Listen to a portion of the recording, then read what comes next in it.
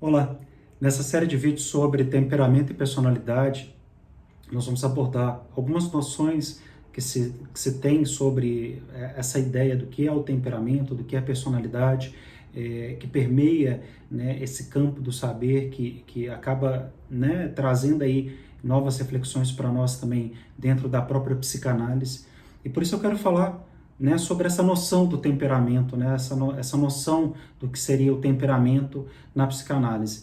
E aí é muito importante refletirmos que esse temperamento ele pode ser visto como um traço de nossa personalidade, né? Como uma característica, algo que está ali meio que fácil de ser percebido, que aponta, por exemplo, quais são as particularidades que são ou que estão presentes, por exemplo, no nosso comportamento, no nosso dia a dia, na nossa forma de ser, etc. Então, a partir disso, o trabalho, por exemplo, de percepção sobre esse temperamento, ele acaba sendo dividido, né? E essa construção ela vem acontecendo há muito tempo, ao longo de muitos anos, já desde a antiguidade, né? Em 4 tipos diferentes, sendo suficiente, por exemplo, para justificar, por exemplo, uma grande diversidade social, né? Já que nós conseguiríamos contemplar através dessas construções essa diversidade. Agora, claro que nesse caminho nós vamos apresentar, por exemplo, esses 4 tipos de temperamento, né? Um deles é o temperamento colérico. Esse tipo de temperamento, por exemplo, o colérico, ele acaba se mostrando como talvez o mais selvagem no grupo.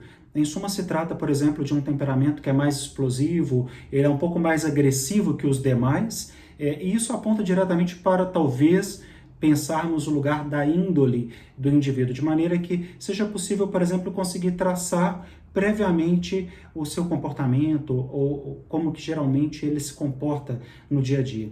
Sem contar que geralmente as pessoas detentoras desse tipo de comportamento, de temperamento, elas são comumente dominadoras e ambiciosas, embora também é possível que encontremos nessas pessoas uma característica de serem muito mais enérgicas, né? Elas fazem planejamentos e elas também têm determinação, porque faz parte um pouco da característica desse temperamento, né?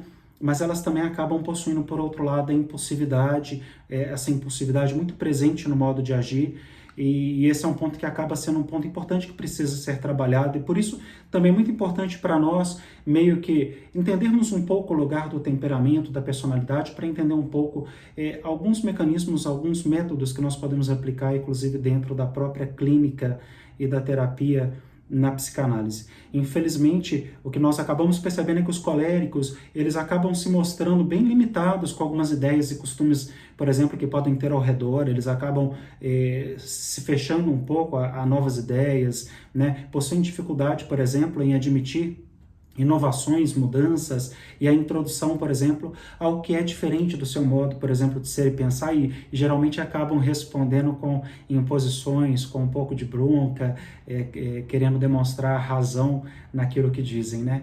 E em casos mais graves é possível, por exemplo, que isso dificulte, por exemplo, relacionamentos humanos e que se mostre, por exemplo, eles acabam se mostrando um pouco mais ofensivos, agredindo a moral e a ética do outro. É claro que todo esse lugar, né, por exemplo, é importante para nós pensarmos a ideia da intolerância que permeia, por exemplo, esse tipo de temperamento colérico. Por outro lado, nós vamos ter uma outra característica comum desse temperamento colérico, que é o egocentrismo, que é uma ideia bastante natural, né, de que, por exemplo, os coléricos, eles são meio que o centro do universo, e isso é o que importa, é isso que tem validade para eles, né? E os mesmos acreditam que tudo deve, de fato, girar ali meio que em torno deles, em torno dos seus desejos, das suas vontades, da maneira como apenas eles pensam, como eles importam.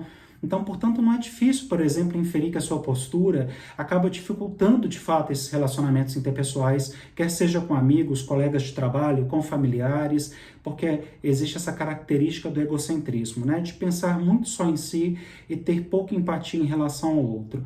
Uma outra característica do temperamento colérico comum nesse tipo de temperamento é a impaciência. A impaciência, nós sabemos que ela é uma virtude que se mostra muitas vezes estranha a esse grupo, é uma virtude essencial na nossa vida como seres humanos, né? Isso porque, geralmente, as pessoas dotadas desse temperamento ou que têm essas características do temperamento colérico, elas não se enxergam, por exemplo, tão à vontade com trabalhos mais delicados, sensível, por exemplo, que necessita de tempo, que necessita de dedicação.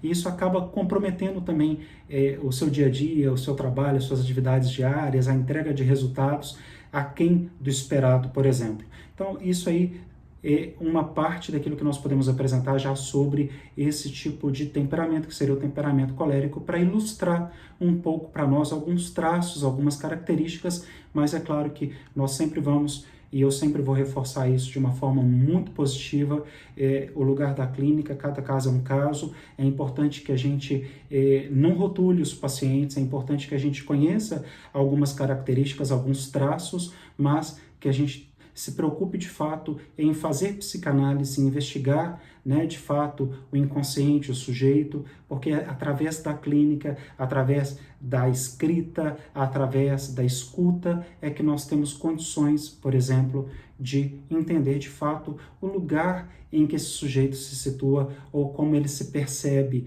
realmente frente à vida e frente aos outros. É isso.